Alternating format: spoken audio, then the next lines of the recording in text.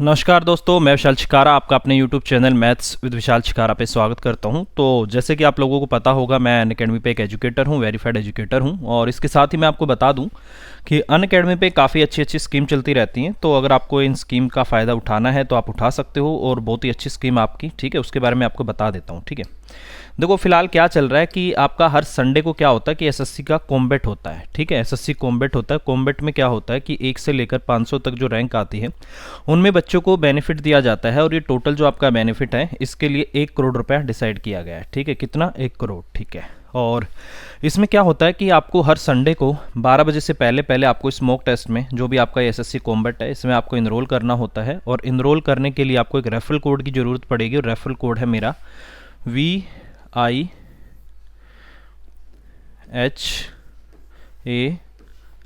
ठीक है, क्या हो रहा है इसमें आज? विशाल मैक्स, ये रेफरल कोड है मेरा। ठीक है, ये आपको लगाना है। और इसमें क्या होगा कि आप इसमें इनरोल कर जाओगे। ठीक है, बट कंडीशन क्या है कि 12 बजे से पहले पहले संडे को इनरोल करना होगा। अगर उसके बाद आप इनरोल करते हो तो आपका इनरोल नहीं हो पाएगा। ठीक है, तो उसके बारे में सुन लो। ठीक है, इनरोल कर लेना 12 बजे से पहले पहले। और इसके अलावा अगर आपको अनअकैडमी का सब्सक्रिप्शन लेना हो तो सब्सक्रिप्शन लेने के लिए भी आपको यही रेफरल कोड लगाना है, विशाल मैक्स। ये इकट्ठा है आपका पूरा। ठीक है, विशाल मैक्स। और फीस आपको पता ही होगा। ये सारी बातें मैं एसएससी कैटेगरी की कर रहा हूँ, क्योंकि मैं एसएससी कैटेगरी में एजुकेटर हूँ। और इसके अलावा मैं डेली जो भी आपका दिन होता है, उस दिन जो भी आपका इंपॉर्टेंट डे होता है या इंपॉर्टेंट आपका इवेंट होता है, उसके बारे में हम बात करते हैं। तो आज आपकी 30 अप्रैल 2021 है। तो हर 30 अप्रैल को कौन सा दिन बनाया जाता है उसके बारे में हम बात करेंगे और चीज़ों को देखेंगे। ठीक है, चलो जी। देखो जी, आज है आपका इंटरनेशनल जज डे, 30 अप्रैल। ये आपको दिख ही रहा होगा, ये वाला। इन चीज़ों से आपको पता ही लग रहा होगा कि किससे रिलेटेड है आपका, म्यूज़िक से रिलेटेड है आपका।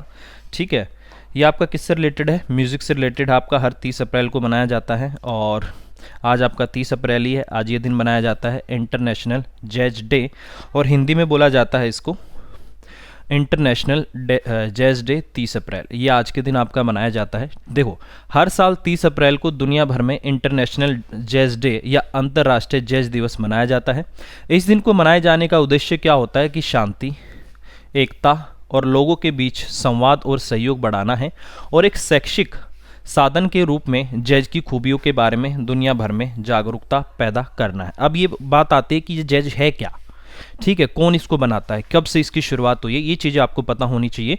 तो इंटरनेशनल जज डे आपका 30 अप्रैल। ठीक है, तो बातें करते हैं इसके बारे में। देखो, मैंने आपको बता ही दिया है क्या है। शांति, एकता और लोगों के बीच में संवाद और सहयोग, इसको बढ़ाना इसका सबसे बड़ा लक्ष्य है। ठीक है, देखो है क्या जज। जज एक पश्चिमी सभ्यता की संगीत विद्या है। मैंने बोला था ना किससे रिलेटेड है, संगीत से रिलेटेड है, वो आपको दिख ही रहा था। ठीक है, तो म्यूजिक से रिलेटेड होता है आपका। और ये एक संगीत विद्या है कहाँ की? पश्चिमी सभ्यता। ठीक है, जो वेस्टर्न है आपका उसका है। ठीक है, तो ये होता है आपका, जिसकी शुरुआत आपकी कब हुई थी? इसकी शुरुआत आपकी 19 और 20वीं शताब्दी के मध्य में हुई थी। 19वीं और 20वीं शताब्दी के बीच में इसकी शुरुआत हुई है। जिसे पूरी दुनिया में पसंद किया जाता है। अमेरिका और दक्षिण अफ्रीका जैसे देशों में इसकी लोकप्रियता बहुत ज़्यादा है। ठीक है, तो जैसे बोला गया है वेस्टर्न में। ठीक है, तो अमेरिका में और दक्षिण अफ्रीका में इसकी लोकप्रियता बहुत ज़्यादा है। इस संगीत विद्या का सबसे अहम इंस्ट्रूमेंट क्या है? आपका सैक्सोफोन है। ठीक है, जैसे कि फोटो में आपको दिखाई दे गया था। तो इसका जो सबसे इंपॉर्टेंट जो आपका इंस्ट्रूमेंट है वो क्या है? आपका सैक्सोफोन है। ठीक है, तो आपको मोटा मोटा इसमें याद रखना है कि ये है क्या। ये तो आपको पता लग गया, संगीत विद्या है, संगीत से रिलेटेड है। इंस्ट्रूमेंट आपसे पूछ सकता है कि इसका इंस्ट्रूमेंट क्या है? सैक्सोफोन है।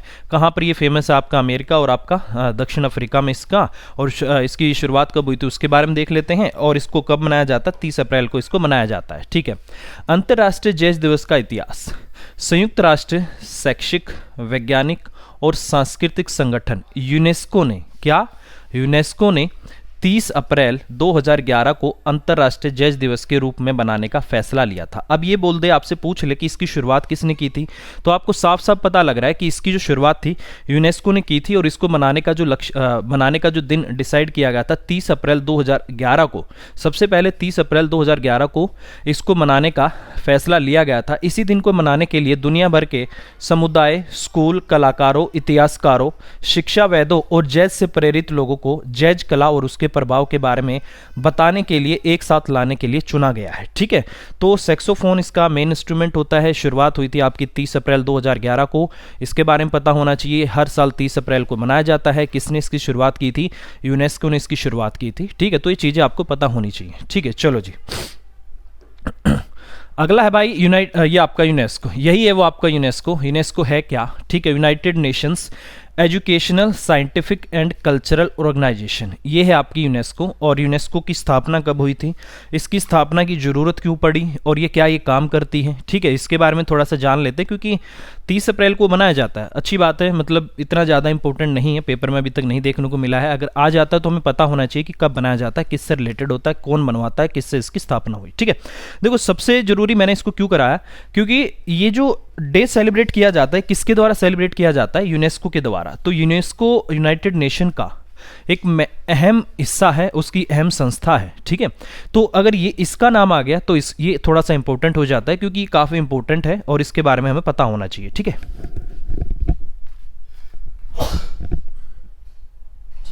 चलो अब देखो यूनेस्को है क्या।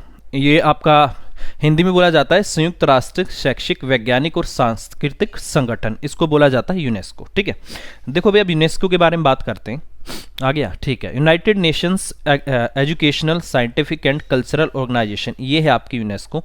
अब इसके बारे में पढ़ेंगे कि इसकी शुरुआत क्यों हुई, क्यों इसको शुरुआत करने की ज़रूरत पड़ी, कब से इसकी शुरुआत हुई, इसकी शुरुआत होने के पीछे का कारण क्या है। ठीक है, क्या क्या ये काम करती है। वैसे तो यूनेस्को का काम होता है पूरी दुनिया में शांति बनाए रखना। ठीक है, पूरे जितने भी देश हैं, 193 कंट्रीज़ हैं जो इसका मेंबर हैं, उन सभी 193 कंट्रीज़ में क्या होता है कि जितना भी उनके अंदर कोऑपरेशन हो सके, उनको कोऑर्डिनेट करके कोऑपरेशन उनके अंदर ला के, उनके अंदर सहयोग करा के, उनके अंदर विश्व पूरे वर्ल्ड में शांति बनाए रखना यूनेस्को का काम होता है। ये पूरे विश्व में शांति बनाए रखने के लिए काम करती है। ठीक है, शिक्षा से, देखो आपको नाम से ही पता लग रहा होगा, एजुकेशन से रिलेटेड आपका साइंटिफिक होता है, और जो आपके कल्चरल ऑर्गेनाइजेशन होती है उससे रिलेटेड होता है। ये सारे काम ये करती हैं। ठीक है, जो जो इसके नाम में आ गया है वो सारे काम ये करती है। ठीक है, अब चलते हैं आगे। देखो जी, संयुक्त राष्ट्र शैक्षिक, वैज्ञानिक एवं सांस्कृतिक संगठन यूनेस्को क्या है? ये आपका यूनेस्को संयुक्त राष्ट्र की एक विशेष एजेंसी है, यूनाइटेड नेशन की एक विशेष एजेंसी है। यह शिक्षा, विज्ञान, जो कि इसके नाम में ही आ जाता है। ठीक है, विज्ञान एवं संस्कृति के क्षेत्र में अंतर्राष्ट्रीय सहयोग के माध्यम से शांति स्थापित करने का प्रयास करती है। तो इन सभी को लेकर के ये पूरी दुनिया में शांति बनाए रखने का प्रयास करती है।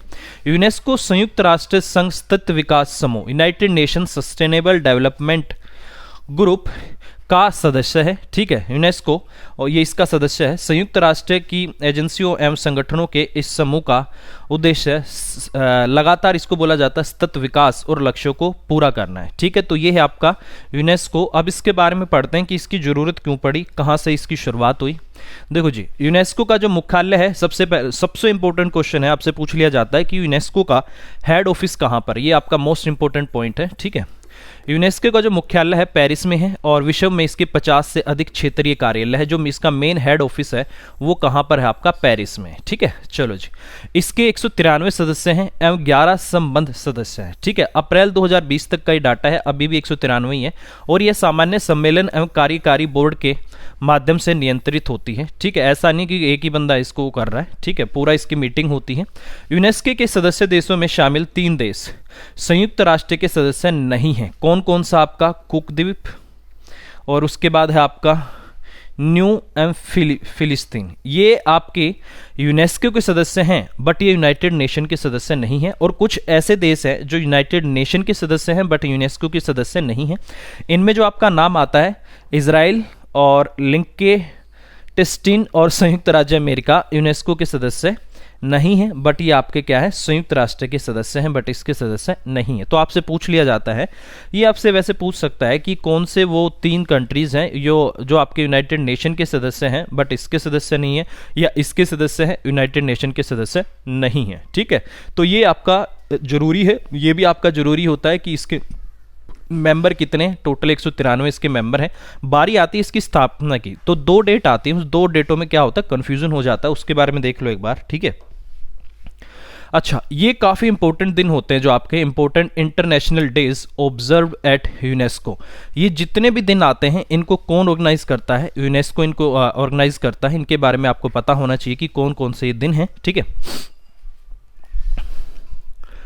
ठीक है, देखो जी, सबसे पहले इसमें आपका आता है 24 जनवरी को बनाया जाता है इंटरनेशनल डे ऑफ एजुकेशन। कौन बनाता है? ये सारे जो दिन हैं यूनेस्को के द्वारा किए जाते हैं, इसलिए इन सब की लिस्ट बनाई गई है। इनमें सबसे इंपॉर्टेंट क्या है? 11 फरवरी को आता है international Day of women and girls in science. International mother language day आपका 21 फरवरी को। 4 मार्च को आपका बनाया जाता है world engineering day for sustainable development. ठीक है, 8 मार्च को बनाया जाता है इंटरनेशनल वुमेंस डे। ये काफ़ी इंपॉर्टेंट है, पेपर में आता रहता है। इंटरनेशनल वुमेंस डे कब बनाया जाता है? 8 मार्च को बनाया जाता है। और कौन इसको ऑर्गेनाइज करता है, कौन इसको ऑब्जर्व करता है? यूनेस्को।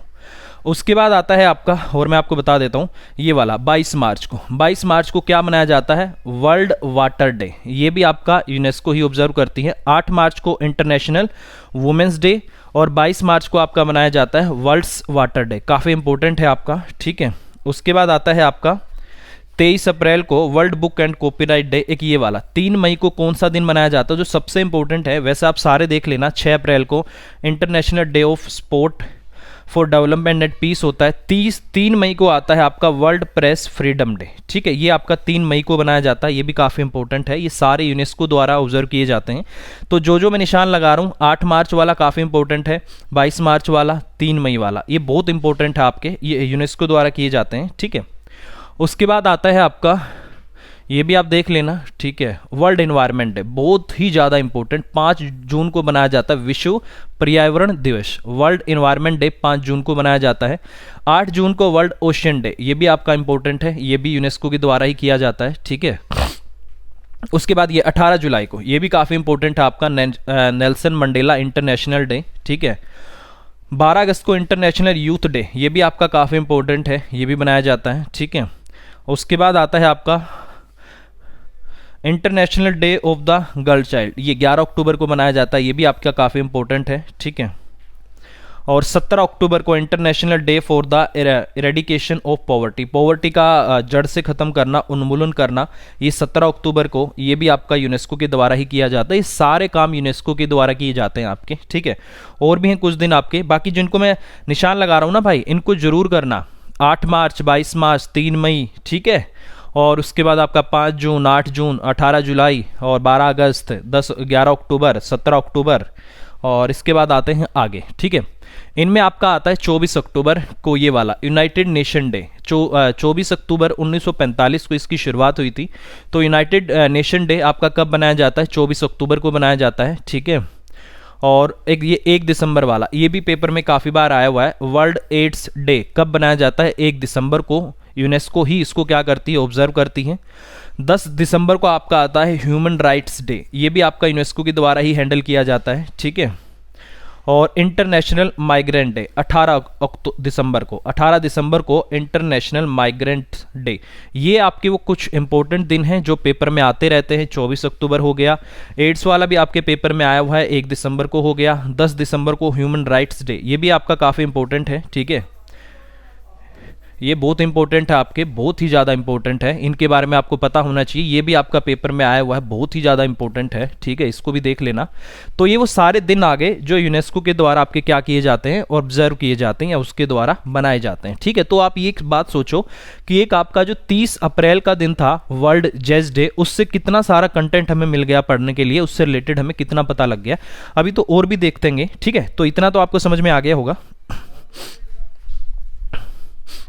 ठीक है, उसके बाद आता है भाई और भी, मतलब अब ये देखेंगे इसकी शुरुआत क्यों हुई। ठीक है, यूनेस्को बना कैसे, यूनेस्को की शुरुआत की जरूरत क्यों महसूस हुई, उसके बारे में देखेंगे कि यूनेस्को की स्थापना का जो मतलब इसका इतिहास है क्या है, कि हमें क्यों यूनेस्को की हमें स्थापना की जरूरत पड़ी, उसके बारे में हम पढ़ेंगे। ठीक है, देखो भाई, सबसे पहले आता है कि आपको पता होगा जो आपका सेकेंड वर्ल्ड वॉर था, द्वितीय विश्व युद्ध, वो कब से कब तक चला था? द्वितीय विश्व युद्ध चला था आपका 1939 से 1945 के बीच चला था, और ये एक बहुत ही बड़ा शस्त्र विश्वव्यापी संघर्ष था। मतलब पूरे संसार में ये चला था, वर्ल्ड लेवल का ये मतलब शस्त्र के साथ किया गया आपका क्या था? युद्ध था, मतलब आर्म्स वगैरह इनका यूज किया गया था, ठीक है। तो ये बहुत ही बड़ा था आपका, ठीक है। ये देखो, सबसे बड़ा रीजन यूनेस्को की स्थापना के पीछे आपका द्वितीय विश्व युद्ध था, सेकेंड वर्ल्ड वॉर था, ठीक है। इसमें क्या थे? दो प्रमुख प्रतिद्वंदी थे। एक तो क्या था आपका? धुरी शक्तियां, ठीक है, एक्सिस, और एक क्या था आपका? मित्र राष्ट्र, इनको बोला जाता है अलायंस, ठीक है, अलायंस नेशंस, और उनको बोला जाता है एक्सिस, ठीक है। तो इस युद्ध में दो प्रमुख प्रतिद्वंदी गुट थे। इसमें एक में जो धुरी शक्तियां थी उसमें कौन कौन था? आपका जर्मनी था, आपका इटली था, और आपका क्या था? जापान। ये तीन कंट्रीज तो मेन आपकी एक तरफ थी, और जो अलाइज नेशंस थे उसमें तो आपका फ्रांस था, ग्रेट ब्रिटेन था, और आपका संयुक्त राज्य अमेरिका, सोवियत संघ, और कुछ हद तक चीन भी इसमें शामिल था। किसमें? अलाइज नेशंस में। तो आप कभी भी देखोगे तो इसमें ये वाली जो कंट्रीज होती हैं, यूनाइटेड नेशन का जो परमानेंट मेंबर होती हैं, वो भी वही होती हैं जो यहाँ पर युद्ध जीती थी, और मोस्टली यही है आपकी, ठीक है, अलाइज नेशन वाली, ठीक है। देखो, यह इतिहास का सबसे बड़ा संघर्ष था जो लगभग 6 साल तक चला था। 1939 से लेकर 1945 तक सेकेंड वर्ल्ड वॉर चला था, ठीक है, और ये लगभग 6 साल तक चला था। कौन कौन था इसमें? एक तरफ तो आपका कौन था? इटली था, जर्मनी था, और आपका जापान था। ये कौन से थे? धुरी नेशंस, ठीक है, धुरी राष्ट्र और धुरी शक्तियां। और दूसरा क्या था आपका? मित्र राष्ट्र। इसमें कौन कौन था? आपका फ्रांस था, यूनाइटेड किंगडम था, आपका अमेरिका था, और रूस था, और रूस उस टाइम रूस नहीं था, सोवियत संघ था, यूएसएसआर था, ठीक है, और कुछ हद तक चीन भी इसमें शामिल था, ठीक है। यह युद्ध कितने साल चला था? आपसे पूछ ले तो 6 साल तक आपका ये युद्ध चला था। इसमें लगभग 100 मिलियन लोग शामिल थे, और 50 मिलियन लोग, दुनिया की आबादी का लगभग 3% इसमें मारे गए थे, ठीक है। तो इसमें इतने लोग शामिल थे और इतने परसेंट इसमें मारे गए थे, ठीक है। और आपको पता होगा कि जो आपका परमाणु अटैक हुआ था जापान में, जो हिरोशिमा और नागासाकी पे जो अटैक हुआ था, वो इसी के दौरान हुआ था, और अमेरिका ने उस पे बम डाले थे, ठीक है। 2 बम डाले थे, एक तो फैट बॉय, एग्जैक्ट मुझे याद नहीं आ रहा, एक तो फैट बॉय था और एक स्मॉल कुछ ऐसा करके था। तो 2 बम थे, वो आपके डाले गए थे, ठीक है। चलो भाई, अगला क्वेश्चन ये है आपकी स्क्रीन पे, युद्ध का कारण क्या था? आपसे पूछा जाएगा कि भाई साहब ये बताओ कि द्वितीय युद्ध हुआ क्यों? इतने देश पागल कैसे हो गए कि वो एक दूसरे पे अटैक कर दिया, लड़ने पे मजबूर हो गए? तो इसका कारण था, द्वितीय विश्व युद्ध का कारण ही पहला युद्ध था, ठीक है। जो प्रथम विश्व युद्ध हुआ था वही कारण था आपके द्वितीय विश्व युद्ध का। बेसिकली माना जाता है कि जो आपका प्रथम विश्व युद्ध हुआ था उसमें जर्मनी को जिम्मेदार ठहराया जाता है कि तुमने किया है, तो जर्मनी को जिम्मेदार ठहराया गया। तो हुआ क्या कि उस युद्ध में जितना भी मतलब नुकसान हुआ था उसको जर्मनी को उसका जिम्मेदार ठहराया गया, और जर्मनी पर उस पर कुछ मतलब फाइन लगा दिया गया। उस पर बोला गया कि तू ये पैसे भरेगा, तू ही सब कुछ करेगा। तो उसने जर्मनी को फिर उकसा दिया, ठीक है। फिर आए वहां पर हिटलर जी को उकसा दिया उन्होंने, फिर से ये वाला प्रोग्राम अपना सेट कर दिया भाई, ठीक है। और द्वितीय विश्व युद्ध के कई प्रमुख कारण थे, जिसमें प्रथम विश्व युद्ध के बाद होने वाली वर्साई संधि थी। ये संधि हुई थी आपकी प्रथम विश्व युद्ध के बाद, ठीक है। इसमें जर्मनी पर काफी सारे बहुत कठोर शर्तें लगाई गई थी, वर्साई संधि बोला जाता है। इसमें कठोर शर्तें थी, आर्थिक मंदी, तुष्टीकरण की नीति, जर्मनी और जापान में सैन्यवाद का उदय, राष्ट्रीय संघ की विफलता आदि इसका प्रमुख कारण थे। वर्साई की संधि क्या थी? प्रथम विश्व युद्ध के बाद जो विजय मित्र राष्ट्रों ने, जो अलाइज कंट्रीज हैं, जो अभी बोला था हमने, France, United kingdom, America, USSR और कुछ हद तक जो चीन था, उन्होंने क्या किया? जर्मनी के भविष्य का फैसला किया। जर्मनी को वर्साई की संधि पर हस्ताक्षर करने के लिए मजबूर किया। इस संधि के तहत जर्मनी को युद्ध का दोषी मानकर उस पर आर्थिक दंड लगाया गया। उसके प्रमुख खनिज और औपनिवेशिक क्षेत्र को ले लिया गया और उससे सीमित सेना रखने के लिए प्रतिबंधित किया गया। इस अपमानजनक संधि ने जर्मनी में अति राष्ट्रवाद के प्रसार का मार्ग प्रशस्त कर दिया, मतलब खड़ा कर दिया। और फिर आपको पता है नाजीवाद का उदय हुआ, हिटलर जी ने इसका उदय किया और फिर उन्होंने फिर से आपका द्वितीय विश्व युद्ध शुरू कर दिया, ठीक है। तो ये प्रमुख कारण माने जाते हैं द्वितीय विश्व युद्ध के, क्योंकि इसने जर्मनी पर काफी कठोर लगा दिए थे। उनकी जो आप ये लगा लो, उनकी फैक्ट्रियां ले ली, उनके खनिज पदार्थ थे उन पर अपना हक जमा लिया। उनको बोला गया ना इतनी सेना रखोगे, इससे ज्यादा सेना नहीं रखोगे। यार अब तुम किसी कंट्री को ऐसे करोगे तो भाई देखो अंदर अंदर गुस्सा तो बनना स्वाभाविक है। तो वही कारण बना आपके द्वितीय विश्व युद्ध का, ठीक है। अब देखो हुआ क्या कि ये हो गया, अटैक हो गया। कुछ कंट्रीज़ क्या थी, काफ़ी मतलब इंटेलिजेंट थी, उन्होंने सोचा यार 6 साल से युद्ध चल रहा है, जो भी हमारा जो शिक्षा व्यवस्था है वो तो ख़त्म हो चुकी है, तो अब हमें कुछ ऐसा करना पड़ेगा, एक ऐसी संस्था बनानी पड़ेगी जो हमारी शिक्षा व्यवस्था है और जो हमारा कल्चरल जो भी है उसको फिर से ठीक किया जा सके। तब आपको यूनेस्को की कमी महसूस मतलब इसकी ज़रूरत पड़ी, तब जाके यूनेस्को की शुरुआत हुई थी, जो कि पूरे वर्ल्ड लेवल पे अपना शांति बनाए रखने का काम करे, कहीं पर फिर से आपका तीसरा अटैक ना हो जाए। ठीक है, इस तरीके से आपको इसकी ज़रूरत पड़ी। इसी विचार को आगे बढ़ाते हुए मीटिंग के दौरान ऐसे संगठन की, देखो हुआ क्या कि ऐसे अटैक हो गया, इन्होंने सोचा भाई बहुत लॉस हो गया, बहुत हानि हो गई, कुछ ऐसा करना पड़ेगा कि शिक्षा व्यवस्था को सुचारू रूप से चलाया जा सके, उसको ठीक किया जा सके। ठीक है, इसी विचार को आगे बढ़ाते हुए मीटिंग के दौरान एक ऐसे संगठन का प्रस्ताव रखा गया। इन्होंने एक मीटिंग रखी, ठीक है, एक सेकंड, ठीक है, यहां से है आपका, यहां से बात करेंगे। हुआ क्या कि साल 1942 की बात है कि जंग में उलझी दुनिया दो हिस्सों में बटी थी, एक तरफ नाजी जर्मनी और उसके सहयोगी राष्ट्र, तो दूसरी तरफ उनके मुकाबले यूरोप के अन्य देश है। यानी एक तरफ आपका कौन था, धुरी राष्ट्र, और दूसरी तरफ आपका फिर से वही मित्र राष्ट्र। मित्र राष्ट्र के देशों के शिक्षा मंत्रियों की यूनाइटेड किंगडम यानी इंग्लैंड में एक मीटिंग होती है। तो ये किसने, मित्र राष्ट्र जो आपके अलाइज नेशंस थे, ठीक है, उन्होंने एक मीटिंग रखी कि भाई ये तो शिक्षा व्यवस्था खराब हो गई, क्या किया जाए। तो इनके जो शिक्षा मंत्री थे, इन्होंने यूनाइटेड किंगडम में एक अपनी गुप्त मीटिंग रखी और मीटिंग का नाम conference of allied ministers of education ये रखा, कैम रखा, CA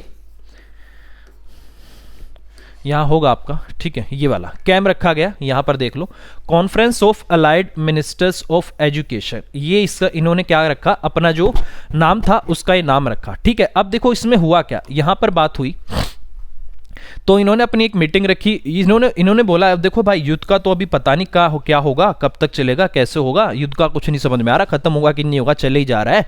तो इन्होंने बोला कि युद्ध का तो अभी खत्म होने में काफी समय था, लेकिन ये देश युद्ध की त्रासदी मतलब उससे जो नुकसान हुआ था उसको समझ चुके थे, भाई बहुत नुकसान हो गया, कुछ तो करना पड़ेगा।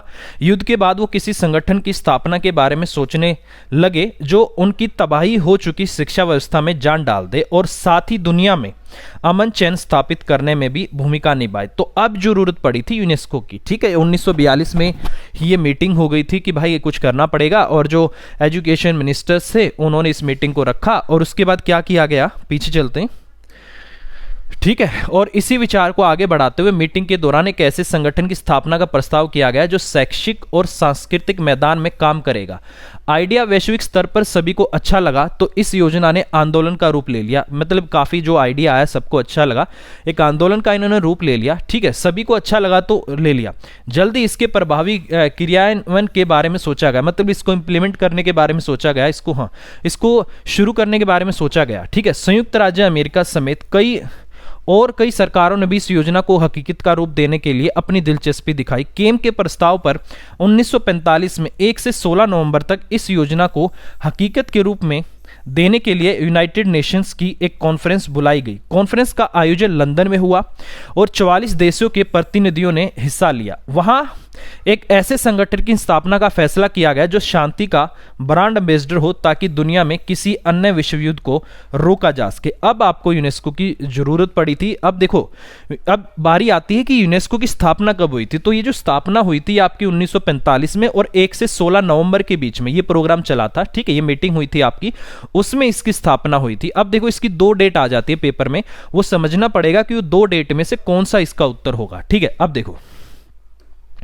ये हमने पढ़ लिया, इसकी जरूरत क्यों पड़ी। ठीक है, उसके बाद देखो कैम के प्रस्ताव के आधार पर एक शैक्षिक और सांस्कृतिक संगठन की स्थापना के लिए नवंबर 1945 में लंदन में संयुक्त राष्ट्र सम्मेलन बुलाया गया। सम्मेलन के अंत में 16 नवंबर 1945 को यूनेस्को की स्थापना की गई थी। देखो कब इसकी स्थापना की गई थी, 16 नवंबर 1945 को जो मीटिंग हुई थी आपकी, 1 नवंबर से 16 नवंबर तक जो आपकी मीटिंग्स चली थी, उसमें आखिरी दिन मतलब 16 नवंबर 1945 को यूनेस्को की स्थापना का निर्णय लिया गया। यूनेस्को के जनरल कॉन्फ्रेंस का प्रथम सत्र 1946 में नवंबर और दिसंबर के दौरान पेरिस में आयोजित किया गया था। ठीक है, जो इसकी पहली कॉन्फ्रेंस हुई थी ये आपकी की गई थी, इसके बारे में आप पढ़ सकते हो। ठीक है, तो ये कैम है आपका, इसने इसकी स्थापना पर ये जो आपको बताया था मैंने ये वाला, इसके बारे में है आपका। ठीक है, क्योंकि 1942 में द्वितीय विश्व युद्ध के दौरान धुरी राष्ट्रों का सामना कर रहे यूरोपीय देशों ने यूनाइटेड किंगडम में कॉन्फ्रेंस ऑफ ये किया था। ठीक है, चलो जी। देखो, इसी के चलते 1945 में यूनाइटेड नेशन की एक मीटिंग बुलाई गई जिसमें 44 देशों ने हिस्सा लिया। इस संगठन की स्थापना के लिए, जिसे शांति का प्रतीक बताया गया, इस संगठन को शांति का प्रतीक भी बताया गया है, जिससे आने वाले समय में विश्व युद्ध होने की स्थिति में उसे रोका जा सके। ठीक है, मीटिंग के बाद 37 देशों ने मिलकर इसकी स्थापना की और 16 नवंबर 1945 को यूनेस्को के संविधान पर हस्ताक्षर कर 4 नवंबर 1946 को इसे लागू कर दिया गया। देखो, ये दो डेट आती हैं जो पेपर में कंफ्यूज करती हैं। ठीक है, तो अगर आपसे ये पूछे कि इसकी स्थापना की गई थी, इसकी स्थापना हुई थी आपकी 16 नवंबर 1945 को। क्यों? क्योंकि 16 नवंबर 1945 को जो यूनेस्को का संविधान था उस पर हस्ताक्षर किया गया, 4 नवंबर 1946 को इसे लागू कर दिया गया था। तो इस दिन ये लागू हुआ था। ये दो डेट आपको कंफ्यूज करेंगी, 16 नवंबर 1945 या फिर आपका 4 नवंबर 1946। ये दो डेट आती है, 16 नवंबर 1945, 4 नवंबर 1946। 1945 में इसके संविधान पर हस्ताक्षर कर दिया गया था, इसकी स्थापना कर दी गई थी, और इसको जो लागू किया गया था वो आपका 4 नवंबर 1946 को किया गया था। तो ये आपको पता होना चाहिए। ठीक है, देखो जी, UNESCO world heritage site, UNESCO क्या काम करती है? सभी देशों में वर्ल्ड जो हेरिटेज साइट होती है वो आपकी करती है, सर्च करती है और उनको मतलब ये बताती है ये इस देश में ये है, इस देश में ये है, इस देश में ये है। तो उसमें भारत में है कुछ आपकी, जैसे भारत में आपकी कौन कौन सी? ताजमहल आगरा में है, खजुराहो मंदिर मध्य प्रदेश में, अजंता की गुफाएं होती हैं, सुंदर नेशनल पार्क आपका पश्चिम बंगाल में, जंतर मंतर जयपुर में, चर्च और मठ गोवा में, नालंदा महाविद्यालय, नालंदा विश्वविद्यालय बिहार में। तो ये क्या करती है? जो आपकी वर्ल्ड हेरिटेज साइट होती है वो भी आपको बताती है कि देखो भाई, इस कंट्री में ये है, इस कंट्री में ये है, इस कंट्री में ये है, और शिक्षा से रिलेटेड और पूरे वर्ल्ड में, पूरी दुनिया में शांति बनाए रखने के लिए बहुत सारे काम ये करती है। ठीक है, तो ये सारी चीजें आपको पता होनी चाहिए। इसकी लिस्ट होगी, आप देख लेना, क्योंकि काफी बड़ी क्लास हो जाएगी अगर मैं सारा कराने लग गया तो। अजंता और एलोरा की गुफाएं हैं, और कोणार्क, शायद उड़ीसा का जो कोणार्क सूर्य मंदिर है वो भी है आपका। बाकी ये चीज मैंने आपको बता दी है। ठीक है, और इसके बाद आप ये मैप देख सकते हो। ठीक है, एक्सिस वो ऊपर वाले हैं, एलाइज ये कंट्रीज हैं जिनके बीच में युद्ध चला था, ये भी आप देख सकते हो। ठीक है,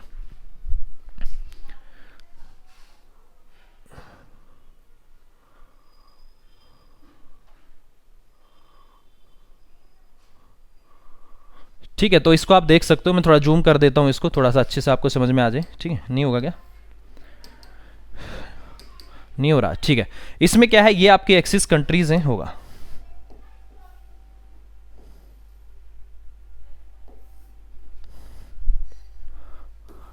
ठीक है, इसको ऐसे देख लेना। ऊपर जो है आपके एक्सिस कंट्रीज हैं, जिसमें आपका कौन कौन है? इटली है आपका, ठीक है, जर्मनी है, जापान है। इटली, जर्मनी, जापान ये एक तरफ थे, और नीचे आपका United Nations, great Britain, France ये आपके एक तरफ थे। ठीक है, यही था जो आपका युद्ध हुआ था, और उस युद्ध में ये दो पार्टी थी भाई, हम एक तरफ हैं, तुम एक तरफ हो, इन्हीं के बीच में युद्ध चला था। ठीक है, तो कैसे लगी आपको वीडियो? यूनाइटेड नेशन के बारे में आपको पढ़ के कैसा लगा? यूनेस्को के बारे में मैंने आपको बताया, इसकी शुरुआत कब हुई, इसकी शुरुआत होने के पीछे रीज़न क्या था, ठीक है, क्यों इसकी स्थापना की गई, कहाँ पर इसकी स्थापना हुई थी, इसके मेंबर कितने हैं, क्या इसको पूरा नाम बोला जाता है। ठीक है, तो ये सारी चीज़ें हमने कर ली। तो एक इंटरनेशनल जैज डे से हमने इतना सारा पढ़ लिया है, और ये सारा आज 30 अप्रैल का तो जैज डे बना दिया। उसके बारे में हमें यूनेस्को का नाम आने से ये भी पता लग गया स्थापना कब हुई, ठीक है, और कब से लागू किया गया, कितनी कंट्रीज़ हैं, कहाँ हेड ऑफिस है, कितने मेंबर हैं, कौन कौन मेंबर हैं, क्यों ज़रूरत पड़ी, कब से इसकी कोशिश शुरू हो गई थी करने की। 1942 से शुरुआत हो गई थी, 1945 में जाके इसकी शुरुआत हुई। तो ये सब मैंने आपको बताया। ठीक है, अगर आपको वीडियो अच्छी लगती है तो लाइक करिएगा, चैनल को सब्सक्राइब कर दीजिएगा। मेरा नाम है विशाल छिकारा और चैनल का नाम है मैथ्स विद विशाल छिकारा। अभी के लिए इतना ही, bye bye, take care, thank you very much, take care.